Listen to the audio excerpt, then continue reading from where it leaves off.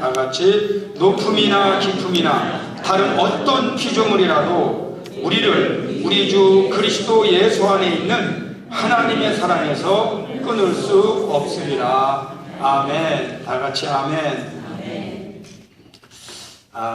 사실 저희가 오늘 피크닉을 간다 해서 제가 그동안에 꼭 한번 준비하고 싶었던 설교를 준비를 했어요.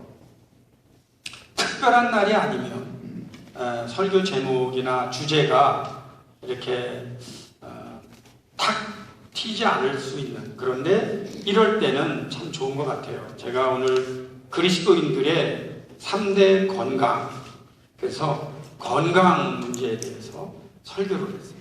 그래서 자칫 생각하면 이게 무슨 건강 강좌인가 그럴지 모르는데, 평소에 제가 늘 생각하던 거예요. 우리 그리스도인들이 이걸 정말 알아야 되겠다 한 문제가 바로 건강에 관한 문제입니다. 오늘날 많은 분들이 옛날과 다르죠. 그 중에 하나가 뭐냐면 오래 살아요. 오래. 그런데 저도 이제 50대 중반을 지나면서 살아보니까 깨닫는 게 있어요. 한때 야 하고 한때 잘 나가면서 잘 사는 것보다는 오래 지속적으로 건강하게 사는 게 참 중요하다. 그런 거를 깨달았어요. 그리고 제가 여기에 와서, 캐나다 와서 교육을 받으면서, 나는 오히려 그런 교육을 못 받았는데 여기 어린아이들, 중고등부 아이들이 교육받는 걸 보면서 제가 배운 게 있어요. 이제 그 내용은 뭐냐면, 여러분 아시다시피 이건 정말 우리가 다 인정하지 않을 수 없는 문제인데, 이 나라나 이 서양이, 그 다음에 요즘 한국은 청소년들의 건강이 심각한 문제입니다.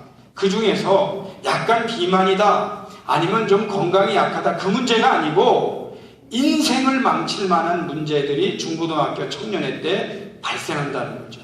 이제 그게 뭐냐면 마약이나 안 좋은 것들을 몸에 집어넣는다는 거죠. 그런데 이것을 우리만 알고 있는 게 아니고 학교가 알고 있어요. 그래서 얼마나 철저히 교육하는지 몰라요. 그런가 하면 여러분, 성의 문화도 이게 너무나 많이 무너져 있단 말이죠. 그러니까 학교에서도 이걸 정신 잘 차려서 교육을 하고 있어요. 그런 면에 있어서는 저희가 좀 잘 배울 필요가 있다 하는 거죠. 학교에서는요, 아이들에게 정말 잘 가르칩니다. 그래서 이렇게 하면 어떤 병에 걸리고, 이렇게 하면 뭐가 안 좋고, 그래서 여기서 자라나는 아이들 가운데 건강에 신경 쓰는 사람들은요, 우리 어른들보다 훨씬 더해요. 저도 그걸 배웠어요. 저는 물건 살 때 거기 인그리디언트를 뭐가 들어가나를 읽어본 적이 없는 사람이에요. 그냥 먹을 게 없어서 아무거나 잘 먹는데, 요즘 애들은 다 읽어보고, 하여튼 저보고 먹지 말라는 품목이 얼마나 많은지 가만히 보면 내가 다 좋아하는 것들만 먹지 말래. 근데 자기들은 그걸 다 판정해요. 그만큼 신경들을 우리보다 더 써요. 오늘 제가 우리 그리스도인들의 건강에 대해서 세 가지로 생각을 합니다. 첫째는 육체적인 건강, 둘째는 정신적인 건강, 셋째는 영적인 건강이에요. 육체적인 건강이 대단히 중요합니다. 우리 기독교인들이 자칫하면 육체적인 건강이 얼마나 중요한지를 경시하는 경향이 있어요.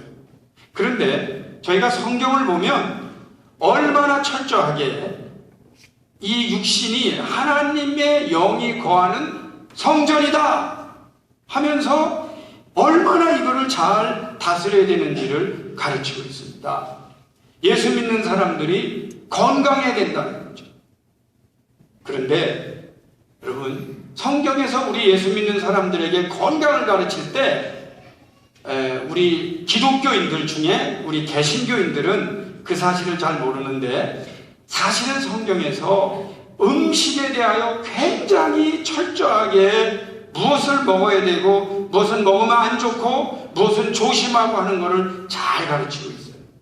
근데 우리가 그걸 잘 안 했더니 어느 한 특정 교단에서 그걸 가지고 가서 막 이렇게 그거를 가지고 전도하며 이렇게 센세이션을 일으키는데, 실제로 성경을 보면 우리에게 음식에 대해서 잘 가르치고 있어요. 그러면 음식이 뭔가요? 성경에서 가르치는 음식 중에 굉장히 중요한 핵심이 뭐냐면 청결입니다. 청결. 음식을 이렇게 상하거나 부정하거나 안 좋은 거 먹지 마라 하는 큰 원칙이 성경에 있어요. 그리고 우리의 몸은 거룩한 하나님의 영이 거하시는 성전이다. 그렇기 때문에 여기에다가도 그 안 좋은 거를 넣지 마라. 철저하게 가르쳐요. 물론 이 사람이 살다 보니까 안 좋은 것도 몸에 안 좋은 거 다 알아. 그래도 미리 배운 걸 어떻게 못하겠어 그래가면서 이렇게 하게 되는 경우가 많아요. 그런데 성경은 그게 다 안 좋으니까 하지 마라 하면서 음식에 대하여 굉장히 철저히 가르쳐요. 오케이. 우리 구약에 보면 여러분 아시지만 이 사막 가운데서 다니거든요. 그러니까 사람들이 먹을 게 없으니까 그 더운 여름에 소위 냉장고도 없고 그러니까 이렇게 숨겨놓고 저장하고 그래요. 그런데 성경은 단호해요. 내일 거 다 버리라는 거예요. 내일 위해서 음식 준비하지 말라고 그럴 때 그 대부분의 약속의 핵심을 들여다보면 상하는 거예요. 상한. 거길 보면 율법으로 금했어요. 근데 보면 사람들이 욕심이 있어. 좀 두고 먹고 싶어. 그런데 상하는 게 많아요. 하나님께서 금해주세요. 그거는 사실은 하나님이 금하는 것도 있지만 우리를 위하여. 너희들이 먹으면 집단으로 잘못되는 것, 저녁 병행하는 거 성경에서 철저히 격리시킵니다. 얼마나 우리에게 잘 가르쳐주고 있는지 성경대로 잘 살으면 건강하게 돼요. 그래요. 두 번째 가르치는 게 있어요. 절제입니다. 절제. 이 기독교 안에서 절제를 잘 가르쳐요. 절제가 어렵죠. 여러분 절제 어려워요. 뭐를 이렇게 좋은 게 있는데 그걸 다 내가 먹고 싶고 다 갖고 싶고 다 누리고 싶고 그런데 성경은 철저하게 절제를 말해요. 컨트롤. 절제하라. 심지어는 뭐까지 절제하라고 하냐면 좋은 것까지 절제하라. 너무 기뻐하지도 말고 너무 슬퍼하지도 말고 좋은 거라고 너무 많이 먹지도 말고, 그리고 내가 지금 먹고 싶어도 아직 누가 안 왔으면, 형제자매가 아직 도착 안 했으면 먹지 말고 기다려라. 이런 그 먹는 타이밍까지 성경은 우리에게 가르치고 있어요. 그래서 예수 잘 믿는 사람들이 컨트롤하는 절제력이 있어요. 여러분 그게 음식도 있지만 심지어는 일도 있어요. 일. 오늘은 저희가 어딜 가냐? 사실은 여러분 제가 가만히 한번 보니까 피크닉 간다. 피크닉이 뭐예요? 쉬잖아. 그런데 이 쉬러 가기 위해서 준비하는 게 더 힘들어. 쉼이 아니야 보니까. 음식을 해야 되지. 토요일날 뭘 해야 되지. 여러분 여기에 비밀이 있어요. 많은 일을 할 때 그 쉬는 법을 잘 터득하는 분은 더 많은 큰 일을 할 수 있어요. 그러니까 쉰다는 게 아무것도 안 하면서 쉬는 게 아니고, 쉰다는 게 자기가 좋아하고 즐기고 쉼이 되는 일. 그러니까 아무것도 안 하는 게 쉬는 게 아니고 무언가를 하는 게 쉬는 거예요. 다만 무리하지 않는 거죠. 물론 저에게 가장 좋은 쉼은 저는 책을 읽는 거예요. 그래서 제가 어디 한번 휴양지 갔어요. 근데 휴양지 가서 아침부터 점심 저녁 먹어가면서 책만 읽으니까 거기 있는 사람들이 너무 이상하다. 나를 이상한 사람. 넌 도대체 여기 왜 왔냐? 왜 와서 책만 보면서 제가 명언을 해줬죠. 나에게는 이게 쉬는 거다. 아무것도 안 하고 이렇게 참 내가 좋아하는 걸 하는 게 얼마나 큰 쉼인지 모릅니다. 정신적인 일을 너무 많이 하는 분들은요, 노동하는 게 쉬는 거예요.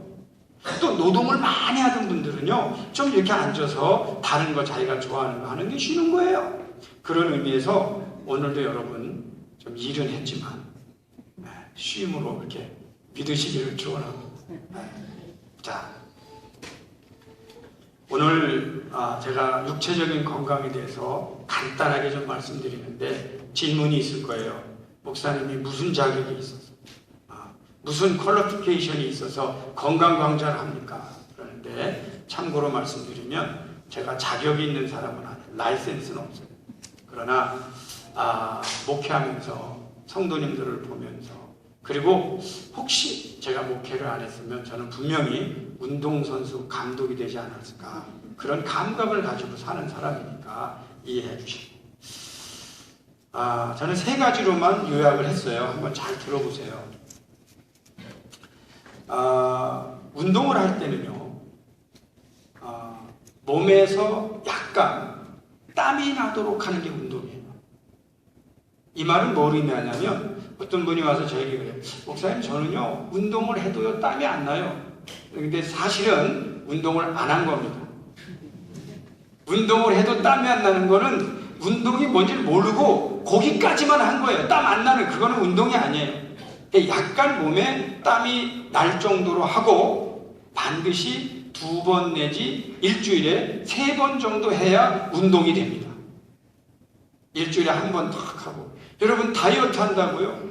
1번 운동해봐요. 그럼 배고파서 더 먹어요. 근데 그거를 3번 정도는 꾸준히 해야, 땀이 좀 날 정도 돼야 그게 운동이라 하는 건데, 요즘은 현대인들의 가장 큰 문제가 뭔지 아세요? 가짜 빛에 속아서 마치 본인이 빛을 쐬고 있는 줄 아는 거예요. 지금 여러분 봤죠?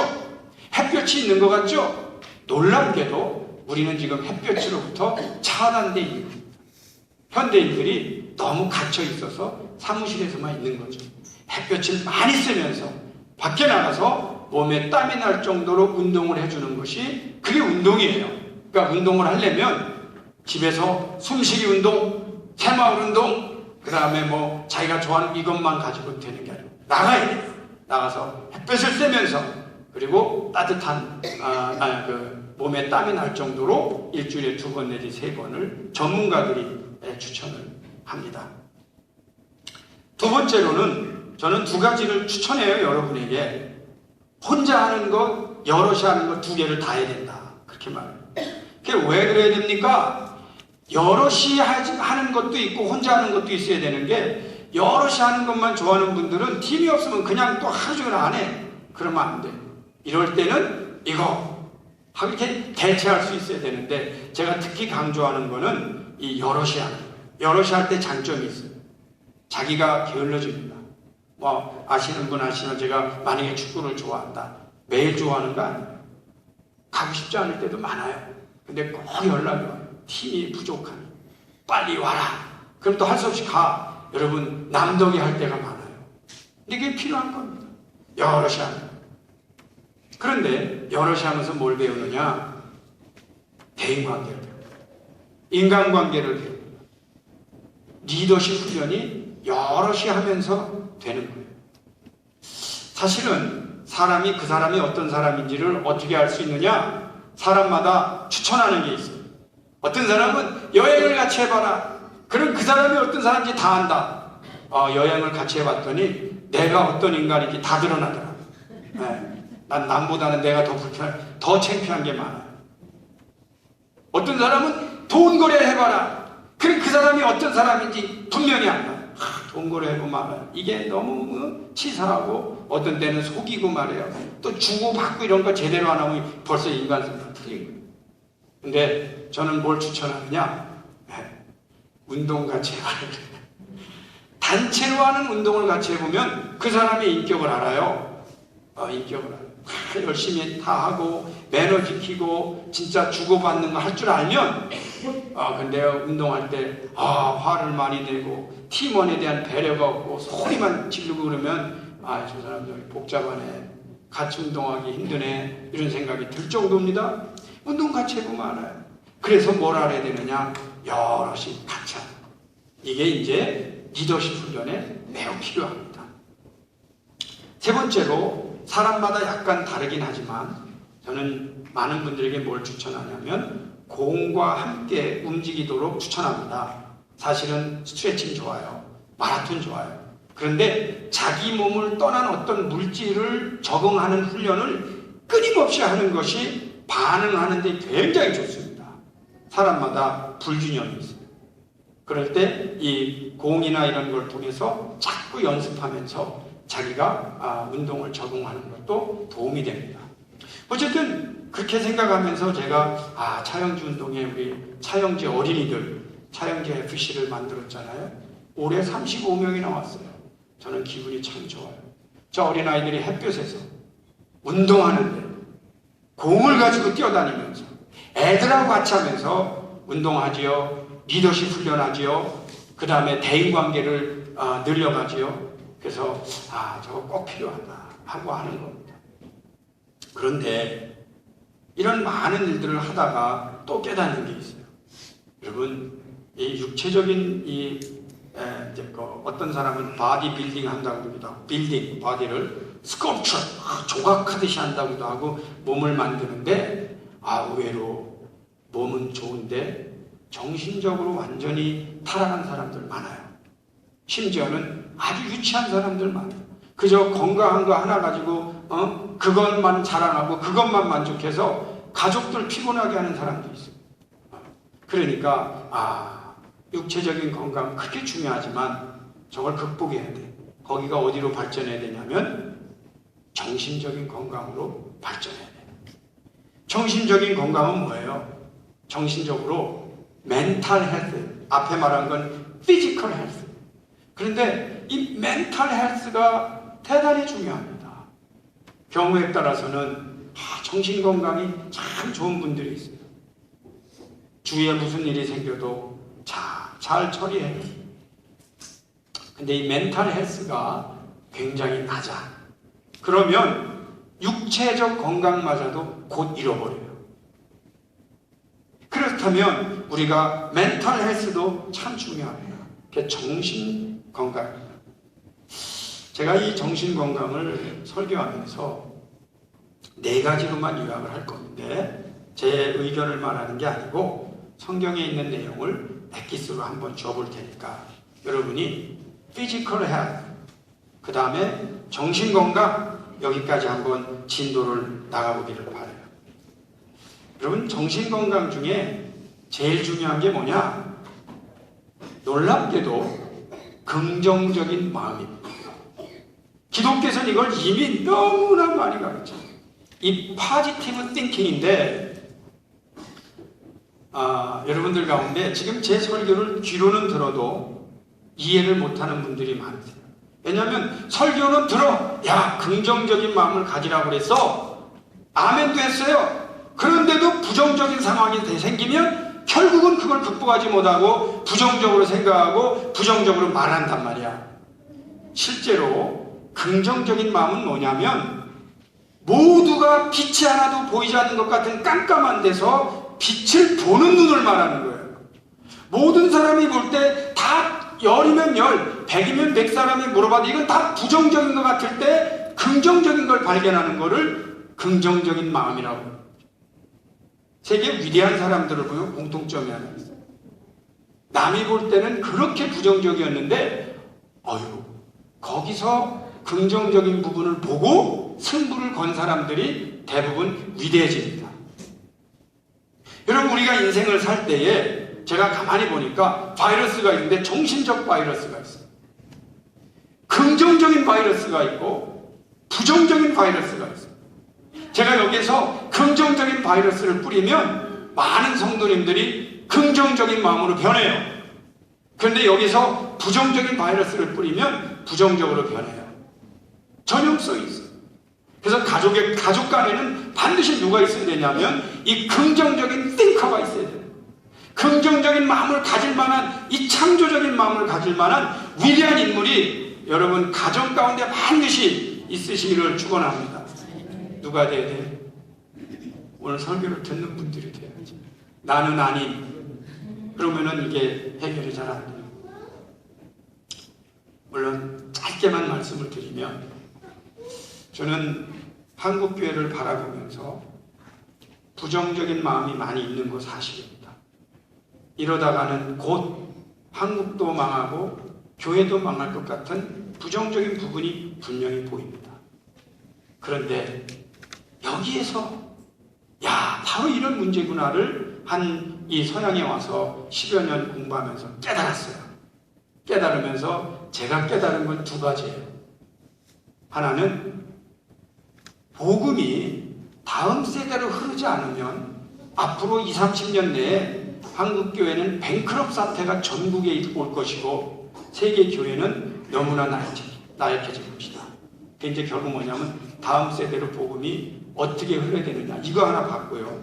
두 번째가 뭐냐, 로컬 처치들, 이 작은 교회들이 건강하게 성장하지 않으면 몇몇 대형 교회가 마치 한국 교회를 대표하는 것 같이 만들다가는 이건 큰일 난다 하는 걸 깨달은 거예요. 그래서 그때 일으킨 것이 이제 소위 말하면 차영지 운동이죠. 그게 뭐냐면 작은 교회지만 큰 교회보다 훨씬 유리하게 다음 세대에 교육할 수 있다는 거하고, 동시에 그것이 5명, 10명, 20명 될 때 느끼는 이 복음적 희열, 감격이 오히려 큰 교회가 감당할 수 없는 많은 은혜를 로컬 처치들이 지역에서 누릴 때 한국 전국 강산이 건강해진다는 거죠. 그럼 이거를 여러분, 한국교회 어렵기 때문에 비관하고 그냥 자기 옷만 오히렵다고 하고 나가 떨어질 수는 없단 말이죠. 여기에 승부를 걸고 목숨을 거는 거죠. 앞으로 조금만 더 지나시면 우리 교회뿐만 아니라 지역교회들이 이런 일을 시작할 겁니다. 그러면서 큰 교회는 알아서 크겠지만 힘들고 어려운 교회가 오히려 더 유리하고 좋은 목회적 부흥들이 일어나는 일들을 저희 말씀회계 중심으로 전 세계에 일어날 줄 믿습니다. 근데 이런 모든 일들은 부정적인 것 같은 속에서 긍정적인 걸 볼 줄 알 때만이 가능한 내용입니다. 지역마다 달라요. 직업마다 달라요. 내가 어디에 사느냐마다 달라요. 내가 있는 그 지역에서 이걸 볼 줄 아는 사람이 리더가 되는 거고 인물이 되는 거예요. 긍정적인 마음이 중요해요. 두 번째가 정신적 건강 중에 하나가 감사하는 마음입니다. 제가 볼 때 여러분 한번 잘 들어보세요. 감사하는 마음이 없는 분들은 건강할 수 없습니다. 이 감사하는 마음을 갖지 않은 마음은 건강할 수가 없어요. 왜냐하면 그 안에 불만이 있기 때문에, 불평이기 때문에. 그러니까 그냥 인생이 힘든 거고 불평이고 평이에요. 그런데 이 마음이 감사한 마음을 회복해야 되는데, 두 번째로 감사한 마음은 언제 오느냐? 이미 본인이 받은 감사한 것을 알아차릴 때 오는 거예요. 근데 지금 우리 캐나다에 살고 있는 우리 코리안들은 분명한 것은 전 세계 인구의 10% 안에 드는 특권층입니다. 이미 감사할 것이 태산같이 많은데도 오늘날 한국에 가장 많은 이유가, 많은 거 뭐냐고 뽑으면 불평, 불만이에요. 감사합니다. 대인관계를 해봐요. 제가 이 목회하면서도요, 한 번 더 마음이 가는 분들이 있어요. 죄송하지만. 감사를 표현하는 분들. 감사를 표현해요. 하나님께서도 이런 마음이겠구나. 근데 10번을 줘도 불만을 말하는 분들이 있어요. 피곤해. 그래도 목회는 해야 되니까. 그런데 이 감사를 표현한다는 게 얼마나 자기에게 축복인가, 정신적으로 얼마나 건강한 일인가. 여러분, 콩 하나라도 감사를 받았으면 감사를 표현하고요. 그리고 다른 사람에게 이 감사를 표현함으로써 가족과 주위 사람과 나를 아는 사람들이 다 나를 좋아하게 만드는 게 비결입니다. 아멘 좀 해주세요. 세 번째가 뭐냐? 원만한 대인관계. 사람에 따라서는 특징 있는 분들이 많아요. 유니크해요. 그래서 원만한 대인관계 안 해요. 안 좋아하는 경우도 있어요. 저도 여기에 무슨 대가다, 잘한다고 말하기 어렵습니다. 그러나 성경에 보면 우는 사람과 함께 울 줄 알고 웃는 사람과 함께 웃을 줄 아는 사람이 여러 사람과 잘 지내지 않으면 그런 사람은 누구도 하나님의 나라를 볼 수 없다고 했어요. 와, 뭐가 그렇게 중요한가? 우리 참 이 기독교 안에는 여러분 아시지만 좋은 사람만 있는 거 아니잖아요. 세상 사람도 좋은 사람만 있는 거 아닌데도 그럼에도 불구하고 예수 믿는 사람들은 여러 사람하고 잘 지내라. 그 아멘 해야죠. 그렇게 하지 않으면 나는 성질상 저 사람하고는 못해 이거를 계속 끊어가면서 하는 거예요. 여러분 돌아가실 때에 가족마저도 외면합니다. 그렇게 되면 뭐가 건강? 왜 사는 거예요? 우리가 여러 사람하고 잘 지낼 때 그게 그 사람이 교회에 쓰임을 받고 자기도 건강해져. 마지막 네 번째가 이웃을 위한 봉사입니다. 남을 도와주는 일에 나설 줄 아는 분들이 건강한 사람들. 자, 도와줍시다 하고 모임 가지면 꼭 안 보이는 사람이 있어요. 자, 도와줍시다. 조금씩 한 푼이라도 냅시다 하면 꼭 빠지는 사람이 있어요. 그거 다 자기 이득 될 것 같죠? 다 자기 손해입니다. 남을 도울 때 참여하는 기분이 좋은 거예요. 그런데 정말 해보니까 그래요. 제가 남을 도울 때가 그렇게 기분 좋을 수가 없어요. 여러분, 제가 정신건강에 대해서 간단히 표현했습니다.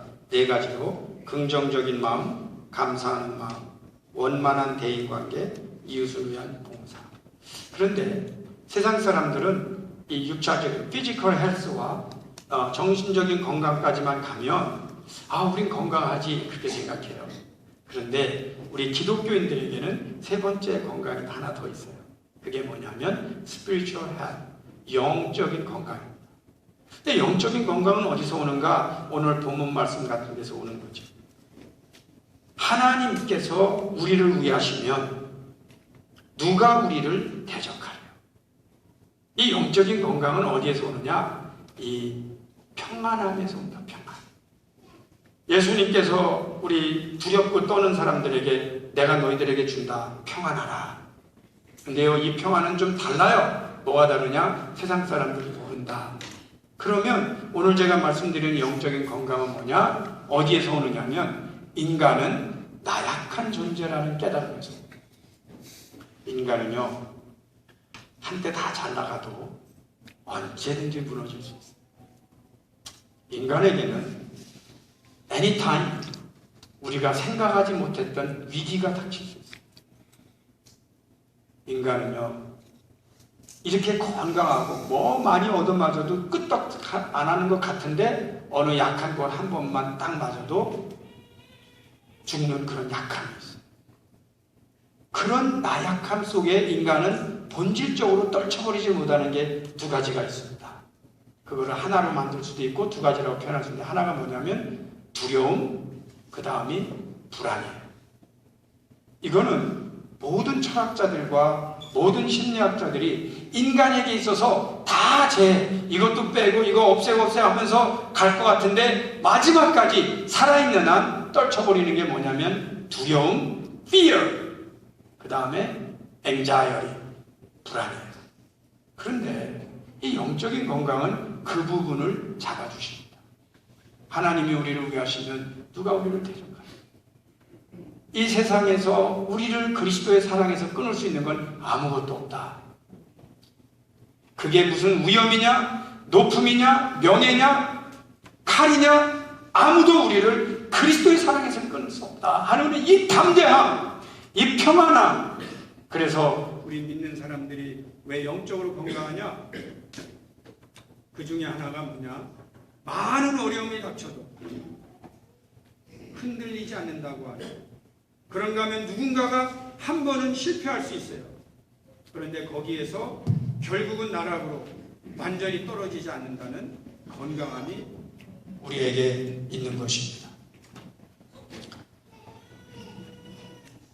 오늘 저희가 피크닉을 간다고 했어요. 저는 교회에서 가는 피크닉도 우리가 갖는 영적인 건강이라고 저는 믿어요. 어떤 경우에는 저도 힘들고 외로울 때가 있는데 교인들을 통하여 위로를 받습니다. 나에게는 우리 말씀에게 성도님이 계시고 또 여러 성도님들께는 부족하지만 담임 목사가 있습니다. 목장을 보면 나를 챙겨주는 목자가 계시고 사랑해주는 성도님들이 계세요. 이것은 세상 사람들이 누리지 못하는 영적인 위로고 건강입니다. 여러분, 오늘 제가 세 가지 말씀드렸는데 기회가 되는 대로 이 세 가지를 한번 잘 이루어 보세요. 하나가 이 육체적인 건강, 그 다음에 정신적인 건강, 그 다음에 영적인 건강.